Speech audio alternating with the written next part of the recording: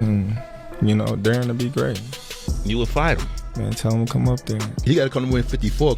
He said I got a glass chin, so tell him to come and touch it. Ooh. Wow. Gervonta Davis just unleashed a scathing critique of Terence Crawford, following reports that Saudi billionaire Turki Alik has been handing Crawford massive $253 million paychecks per fight. Davis didn't hold back, calling out what he sees as mediocrity being rewarded while he's overlooked, highlighting that he didn't even get a seat at the Ring Magazine Awards. Rather than staying silent, Davis took aim at Crawford and his team, accusing them of prioritizing money over integrity by agreeing to what he dismissed as glorified exhibition matches.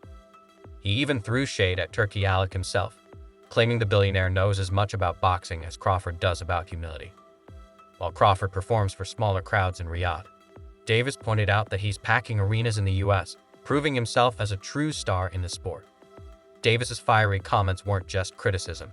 They were a full-blown dismantling of Crawford's so-called greatness, delivered with all the energy and intensity fans have come to expect. Fighters now, they trash. Yeah, they trash. I think back in the day, fighters was better than the fighters today. Let's start with the Ring Magazine Awards debacle. This posh event at London's Old Royal Naval College was packed with boxing royalty, Canelo, Usyk, Devin Haney, you name it. But one glaring omission stood out: Gervonta Davis. Rather than wallow in the snub, Davis took to Instagram to air his grievances. He didn't mince words, calling Eddie Hearn a little rat and blasting Turki Alik, the mastermind behind the event, accusing them of playing politics instead of honoring true boxing greatness. And Davis wasn't done. He called out the entire spectacle of fighters cozying up to Saudi Arabia, essentially telling them, "Keep your Riyadh riches. I'll stick to packing arenas in America." His message was loud and clear. While others chase paychecks overseas, Davis remains focused on dominating the sport on his own terms. Hearing some rumblings about Terence Crawford versus Tank Davis.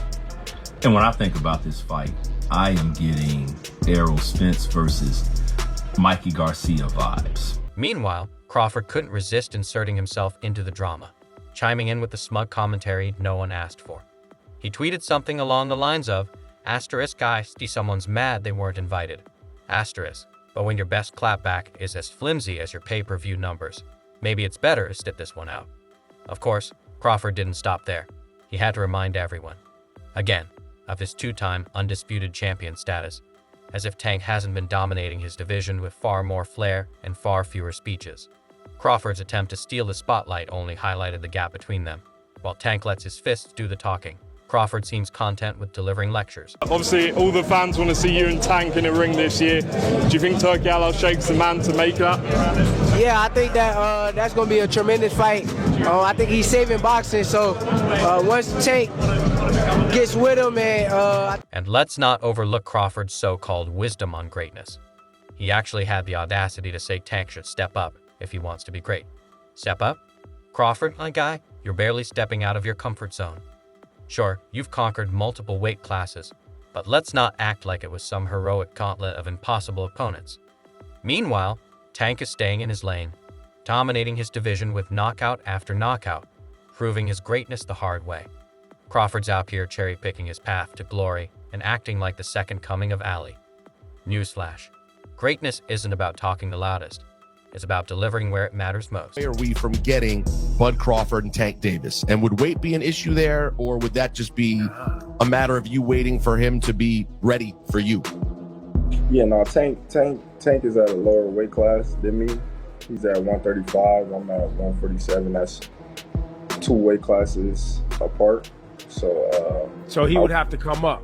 Yeah, because I wouldn't never. You can't get that low. So that's not gonna happen, because I saw people talking about it. You don't. Crawford's delusions of superiority crumble the moment you compare star power.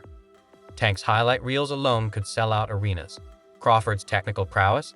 Sure, it's great for the purists, but it's not exactly electrifying the masses. The guy fights like a textbook, while Tank fights like a blockbuster action movie. And we all know what gets people watching. Blockbusters, not lectures on boxing fundamentals. And let's not overlook Crawford's glaring hypocrisy.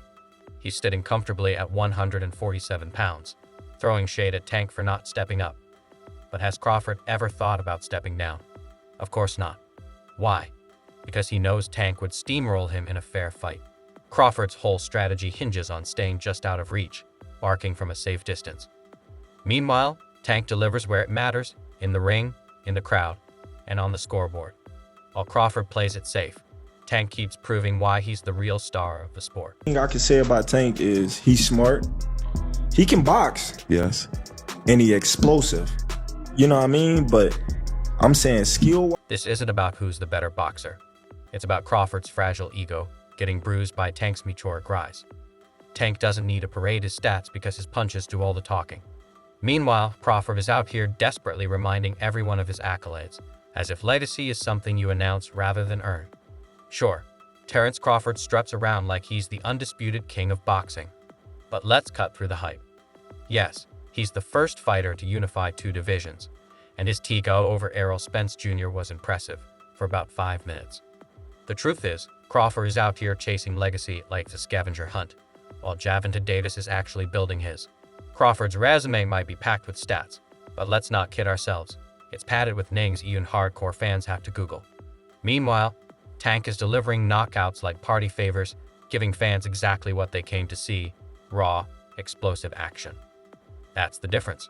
One chases validation, the other earns it every time he steps in the ring. Your thoughts on Gervonta Davis saying that he's going to walk away from boxing after 2025? Look, I don't blame him. I'll tell you that much. I don't blame him, man. This sport ain't no joke. If the fight not there. Crawford loves to pat himself on the back for being bold. He's out here talking about fighting Canelo Alvarez at 168 pounds, jumping up 3 weight classes like he's on a mission to redefine arrogance. Bold? More like desperate. What's the point of moving up to face someone who will boost your paycheck and ego, but not your credibility? Meanwhile, Tank doesn't need to chase gimmicks to stay relevant. He's ruling the lightweight division with an iron fist, delivering highlight reel knockouts and packing arenas without ever leaving his weight class. As Tank himself put it, asterisk, y'all think he's chasing greatness. He's not. That's what he has to do to make decent money. Asterisk. And about Tank's jab at fighting Crawford after Spence. Did he back off because he's scared? Please. Tank stepped away because he knows better than to waste time on someone who needs to wave his resume around just to stay in the headlines. Crawford might be proud of beating 14 champions across 4 weight classes, but let's be real. Those champions don't exactly scream immortality. Tank's victories, on the other hand, are unforgettable. He doesn't just beat opponents, he obliterates them. Crawford's stats are like a dull PowerPoint presentation. Tank, he's the fireworks show. At a catch weight of 137 pounds. So what are we talking about here? Gervonta Tank Davis, which would be the A side in this situation, would never move up to 147 pounds and fight Terence Bud Crawford. Crawford's defense of Turkey Alec is downright laughable. He's out here bragging about fights being hosted in Leh, London, and Riyadh like that's some revolutionary game changer. Newsflash. Fans don't care about exotic venues. They care about great fights. Tank's criticism wasn't just about the money. It was about exposing the pandering behind the scenes. Meanwhile, Crawford is practically acting as Turkey's personal PR rep, saying his praises at every turn while happily cashing those bloated paychecks. It's not just hypocritical, it's embarrassing. What changed? What made this trash, garbage? If you got the opportunity to sign a prospect for GTD. This rivalry isn't just about boxing skills. It's about principles. Crawford likes to position himself as the guy chasing history. But let's not forget his legacy is built on strategic matchmaking and safe bets. Tank, on the other hand, is the real deal, dominating his division, speaking out against the nonsense holding boxing back, and delivering the drama, excitement, and authenticity fans deserve. While Crawford daydreams about super middleweight showdowns, Tank is staying focused on being remembered as the fighter who redefined the sport. And let's talk about this fantasy matchup hype. Some so-called experts, like Roy Jones Jr., think a Crawford versus Tank fight at a catchweight would be epic. Let me save you the speculation. It wouldn't.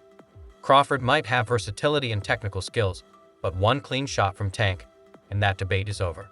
Crawford's out here talking about moving up to fight Canelo, while Tank is making every fight count, winning hearts and delivering unforgettable moments.